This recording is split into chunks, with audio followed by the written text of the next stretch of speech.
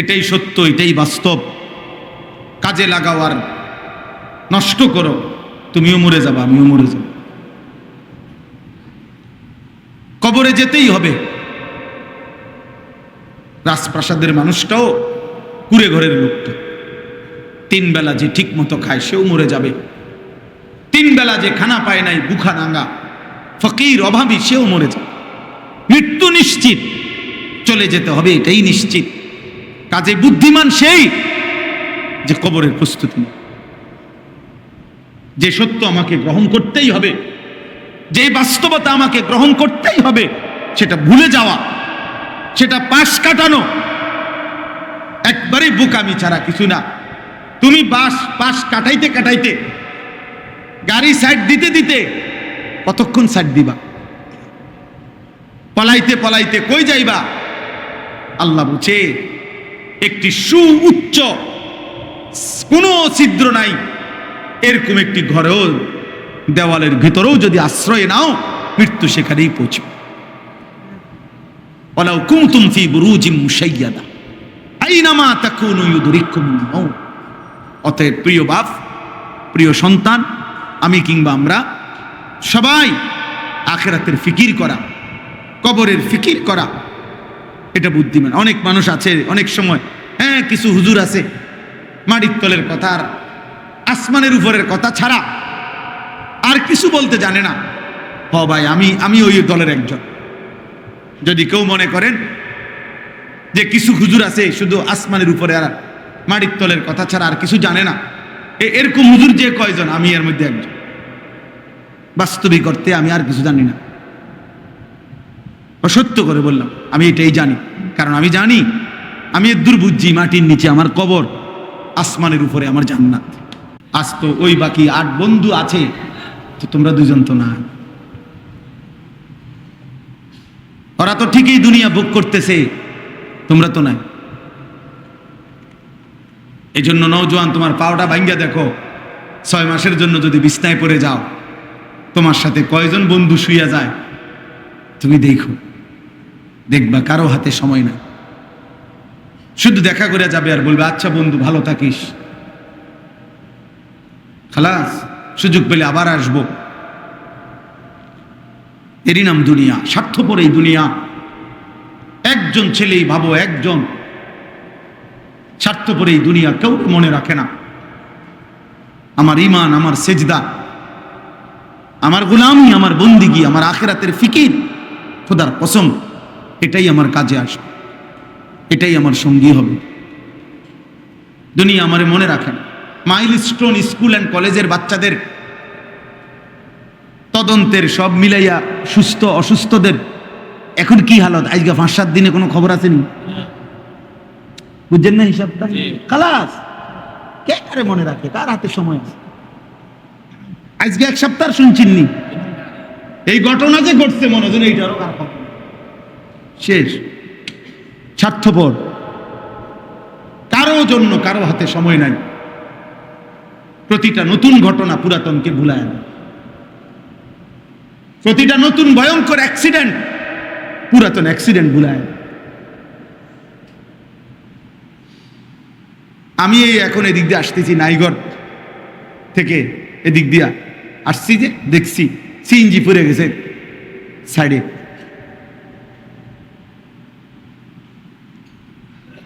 দুনিয়া বাবা, কেউ রে মনে রাখবে না, তোমাদের কাউকে, বয়স্ক কেউ না, আমাকেও না, নওজোয়ান ছেলে বাপ তোমাদেরকে।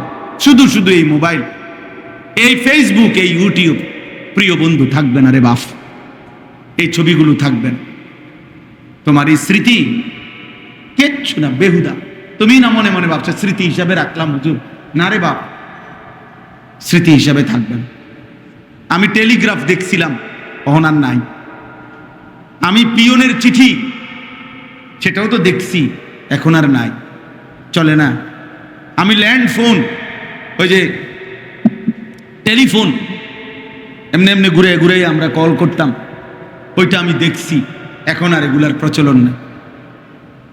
আমি ফিতাওয়ালা ক্যাসেট দেখছি, ফিতাওয়ালা ক্যাসেট দেখছেন কই? এখন কই? চ্যাপ্টা চ্যাপ্টা যে সিডি ক্যাসেট আছিল, ওইটি কই? ডিস্ক যেটি চওড়া চওড়া পাতলা পাতলা আছে ও এগুলো করো। তাহলে আমার এই ছোট্ট হায়াতে যদি আমার বয়স 44 বছর, তাহলে আমার 44 বছরের ভিতরে আমি তো জন্ম সময়টি দেখছি এটা না, আমি সেই সময় তো বুঝছি না, তাহলে এই দিকটা 10 বছর বাদ দেন, তাহলে 34 বছর ধরেন আমি মোটামুটি বুঝি।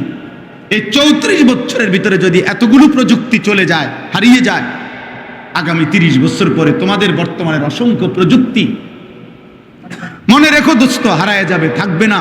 কিন্তু আল্লাহর কসম, এই যে রাত জেগে নারী দেখছো, ছবি দেখছো, উলঙ্গ নাচ দেখছো, জিনা আর ব্যভিচার আর নারীর পিছনে হেঁটে শরীর যৌবন স্বাস্থ্য নষ্ট করছো, হয়তো মোবাইল থাকবে না, ওই প্রযুক্তি থাকবে না, কিন্তু বাম কাঁধে যে আমল নামা গুনাহগুলো লেখছে, আল্লাহর কসম এগুলা নিয়েই তোমার হাসরের ময়দানে দাঁড়াইতে হবে। এগুলো সরাইবা কেমনে? হ্যাঁ, এটা সরাইবা কেমনে?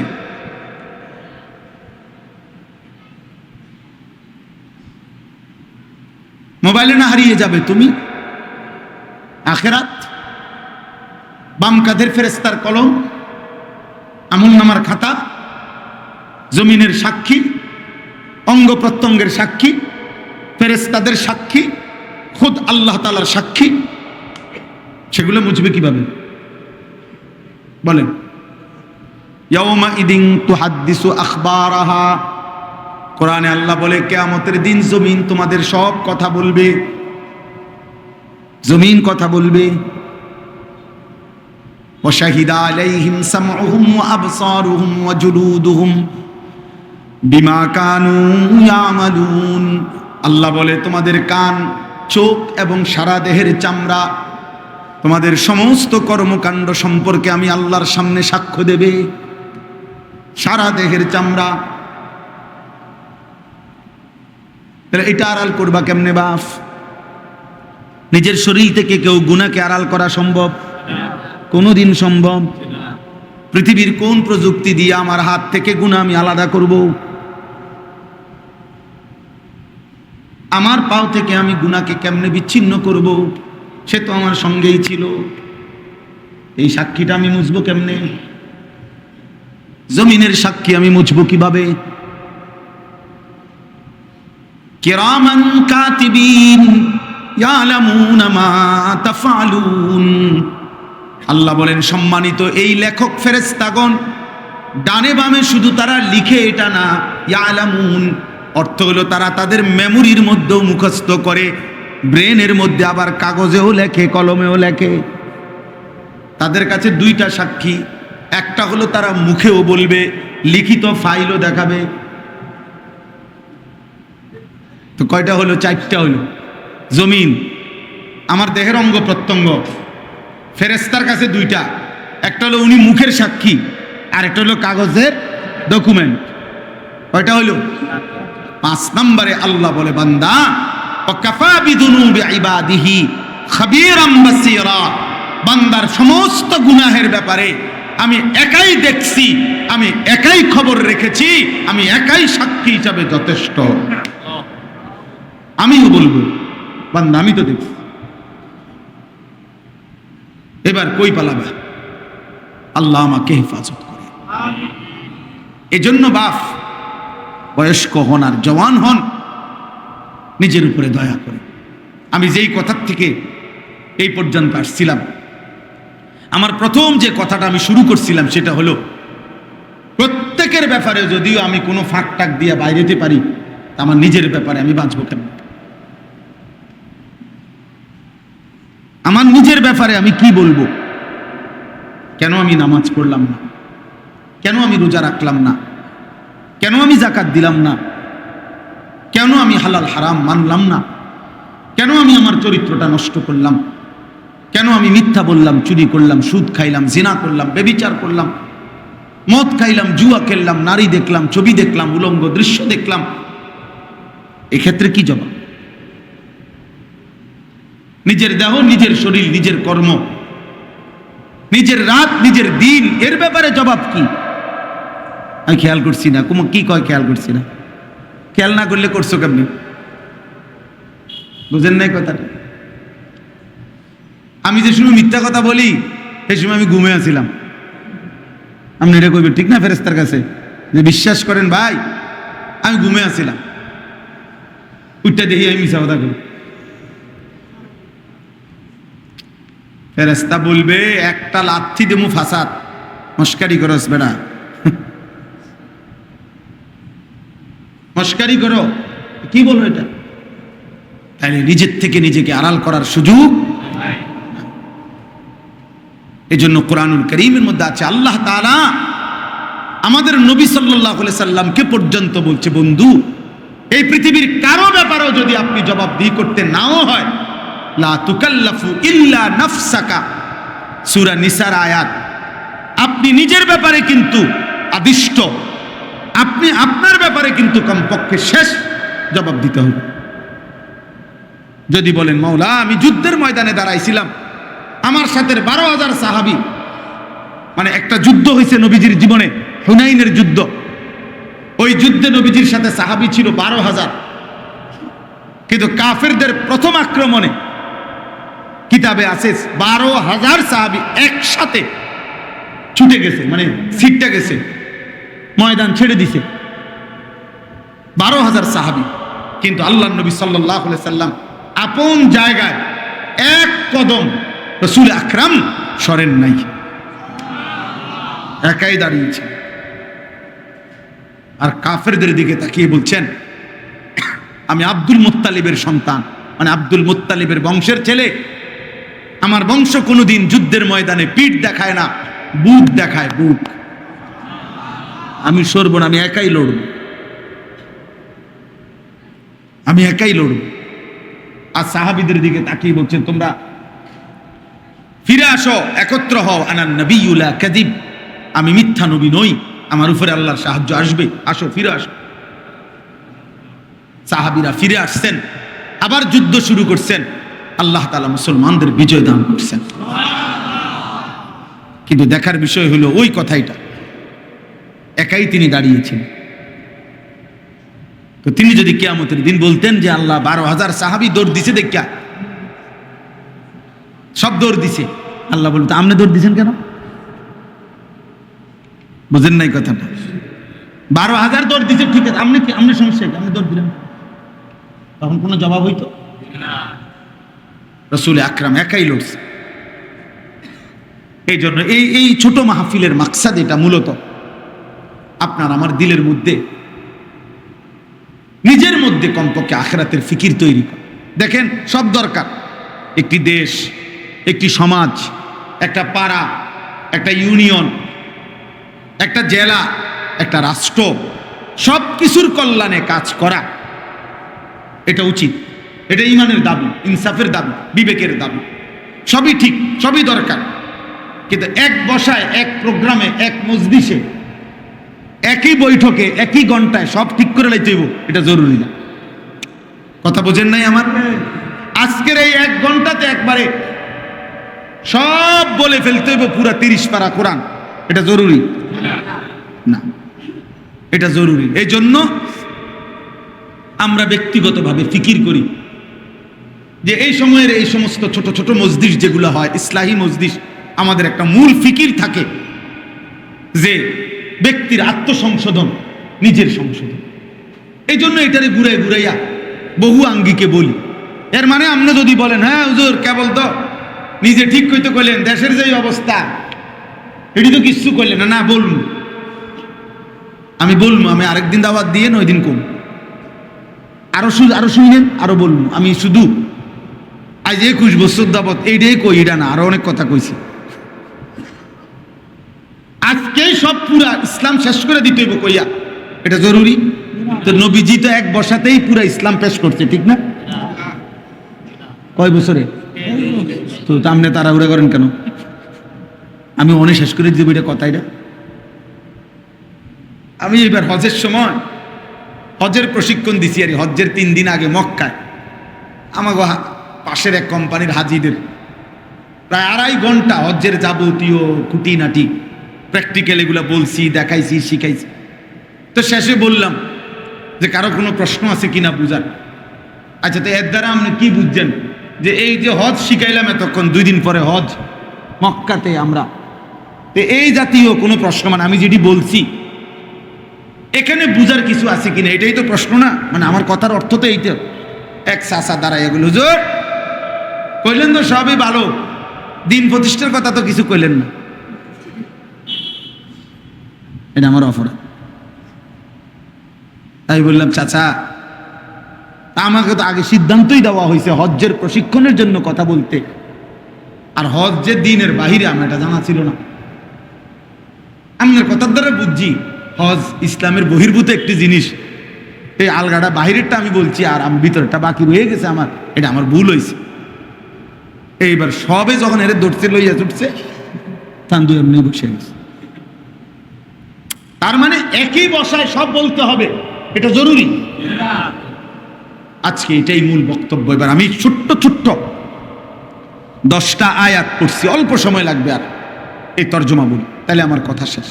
কিন্তু মূল বক্তব্য এটা ভাইয়া, বয়স্ক বাবা আমরা সবাই মিলে আখিরাতে দাঁড়াইতে হবে একা। অকুল্লুহুম আতিহি ইয়াউমাল কিয়ামাতি ফারদান। আল্লাহ বলছে, বান্দা তোমরা কিন্তু একাই, একজন একজন করে আমি আল্লাহর মুখোমুখি হতে হবে। আমার মুখোমুখি হতে হবে বান্দা। বুঝি নাই কইয়া হাসি দিয়ে উড়াই দিও না চুপ। হাসলেও রাত শেষ হয়, কাঁদলেও রাত শেষ হয়। সুখের রাতও ভোর হয়, দুঃখের রাতও ভোর হয়, ফাঁসির রাতও ভোর হয়, বাসর রাতও ভোর হয়। এটাই সত্য, এটাই বাস্তব। কাজে লাগাও আর নষ্ট করো, তুমিও মরে যাবা, আমিও মরে যাব। কবরে যেতেই হবে। রাজপ্রাসাদের মানুষটাও, কুড়ে ঘরের লোকটা, 3 বেলা যে ঠিক মতো খায় সেও মরে যাবে। 3 বেলা যে খানা পায় নাই, বুখা নাঙ্গা ফকির অভাবী, সেও মরে যাবে। মৃত্যু নিশ্চিত, চলে যেতে হবে, এটাই নিশ্চিত। কাজে বুদ্ধিমান সেই যে কবরের প্রস্তুতি, যে সত্য আমাকে গ্রহণ করতেই হবে, যে বাস্তবতা আমাকে গ্রহণ করতেই হবে, সেটা ভুলে যাওয়া, সেটা পাশ কাটানো একবারেই বোকামি ছাড়া কিছু না। তুমি পাশ কাটাইতে কাটাইতে, গাড়ি সাইড দিতে দিতে কতক্ষণ সাইড দিবা? পলাইতে পলাইতে কই যাইবা? আল্লাহ বলছে, একটি সুউচ্চ কোনো ছিদ্র নাই এরকম একটি ঘরেও, দেওয়ালের ভিতরেও যদি আশ্রয় নাও, মৃত্যু সেখানেই পৌঁছবে। ওয়ালাউ কুনতুম ফি বুরুজিম মুশাইয়াদা আইনামা তাকুনু ইউদরিকুমুল মাউত। অতএব প্রিয় বাপ, প্রিয় সন্তান, আমি কিংবা আমরা সবাই আখিরাতের ফিকির করা, কবরের ফিকির করা, এটা বুদ্ধিমান। অনেক মানুষ আছে অনেক সময়, হ্যাঁ কিছু হুজুর আছে মাটির তলের কথা আর আসমানের উপরের কথা ছাড়া আর কিছু বলতে জানে না। হ ভাই, আমি ওই দলের একজন। যদি কেউ মনে করেন যে কিছু হুজুর আছে শুধু আসমানের উপরে আর মাটির তলের কথা ছাড়া আর কিছু জানে না, এরকম হুজুর যে কয়জন, আমি এর মধ্যে একজন। বাস্তবিক অর্থে আমি আর কিছু জানি না। সত্য করে বললাম, আমি এটাই জানি। কারণ আমি জানি, আমি দূর বুঝছি, মাটির নিচে আমার কবর, আসমানের উপরে আমার জান্নাত। অতএব আমারে আমার কবরের ফিকির করতে হবে, আমারে আমার জান্নাতের ফিকির করতে হবে। আর আমি এটাও বুঝি, এই কবর আর আখিরাতের ফিকির যার কলিজার মধ্যে বসে যায়, সে দুনিয়ার যেখানেই থাকুক, তার দ্বারা দুনিয়ার জীবনে কোনো মানুষ কষ্ট পায় না। অটোমেটিক দুনিয়াও সুন্দর হয়ে যায়। এখনো পর্যন্ত পৃথিবীতে চরিত্রবান, নেককার, এখনো পর্যন্ত পৃথিবীতে দুর্নীতির থেকে মুক্ত, অন্যায় অশ্লীলতা থেকে মুক্ত ওই মানুষগুলোই, যে মানুষগুলোর কপালে সেজদা আছে, যে মানুষগুলো আল্লাহর ভয়ে, আখিরাতের ভয় কলিজায় আছে, তারাই এখনো পর্যন্ত পৃথিবীর সভ্য মানুষ, ভদ্র মানুষ, ইনসাফগার মানুষ তারাই। এটাই সব। নাই তো চলো দেখো, চোর, বাটপার, সিটার, সন্ত্রাসী, চাঁদাবাজি, খুনি, জিনাকার, ব্যভিচার, আমরা হিসাব লাগাই যে নামাজি কয়জন, বেনামাজি কয়জন। কথা বোঝেন নাই? অপরাধের লিস্টি করি, অপরাধের লিস্টি করি। একটা থানার মধ্যে, যেই কোনো থানার মধ্যে সুর বাটফারের লিস্টি থাকে, আপনি জিগান, এটা এটা তারা ফাইলে করে রাখে। চিহ্নিত সন্ত্রাসী কারা, চিহ্নিত মাদক কারবারি কারা, চিহ্নিত ব্যভিচারী কারা, চিহ্নিত সুর ডাকাত কারা, প্রত্যেক থানাতে কিছু আলাদা ফাইল থাকে, লিস্টি থাকে। আপনি ওই ফাইলটা খোলেন, অনলাইনে দেন, পরীক্ষা করেন মাদ্রাসার ছাত্র কয়জন আর বাহিরের কয়জন, নামাজি কয়জন, বেনামাজি কয়জন, আল্লাহ আখিরাত চিনে এমন অপরাধী কয়জন, আর আল্লাহ আখিরাত চিনে না এমন অপরাধী কয়জন, দেখেন আপনি সব। আজ এটাই সত্য, কলিজায় যার আখিরাত আছে, দিলের মধ্যে যার কবরের ফিকির আছে, তার দ্বারাই অপরাধ হয় কম, তার দ্বারাই পাপ হয় কম। হয় না আমি এটা বলি না, কারণ শয়তান তো 24 ঘন্টা কখনোই নেককার বদকার কারো কাছ থেকে শয়তান বিরতি নেয় না। শয়তান জুনায়েদ বাগদাদিরও ছাড়ে নাই, শয়তান ফেরাউনরও ছাড়ে না, কথা বুঝেন নাই? শয়তান তো কাউরে ছাড়ে না, শয়তান তো শয়তান, তে তো বড় খারাপ, তার তো কোনো লজ্জা শরম বলতে কিচ্ছু নাই, এ তো আসলেই শয়তান, এ তো শক্ত হারামি। তারে যদি আপনি 1000 বার 1,00,000 বারও আউযু বিল্লাহি মিনাশ শাইতানির রাজিম এটা যদি 100 বারও পড়েন, 1000 বারও পড়েন, আপনি একটু বিরতি দিবেন, এইটা আবার আপনার লোক। এমন অসভ্য কি মানুষ হয় যার কোনো লজ্জা শরম নাই? তারে এতবার বললাম তুই রাজিম, অভিশপ্ত অভিশপ্ত অভিশপ্ত, সে বলবে তোমার কথা তুমি কও, আমি আছি তোমার লগে, ঠিক না? তোমার দিয়ে তুমি কও ভাই, অসুবিধা নাই ভাই, আমি তোমারে ছাড়তাম না, আমি তোমারে ছাড়ব। তাইলে শয়তান যেহেতু 24 ঘন্টা ওয়াসওয়াসা দেয়, তো ইনসান হিসাবে গুনাহ হবেই, কিন্তু গুনাহের মধ্যে ভাসাইয়া দেওয়া, আখিরাতকে টোটাল ভুলে যাওয়া, এটা বড় ক্ষতিকর। আল্লাহ আমাদেরকে বুঝ দান করেন।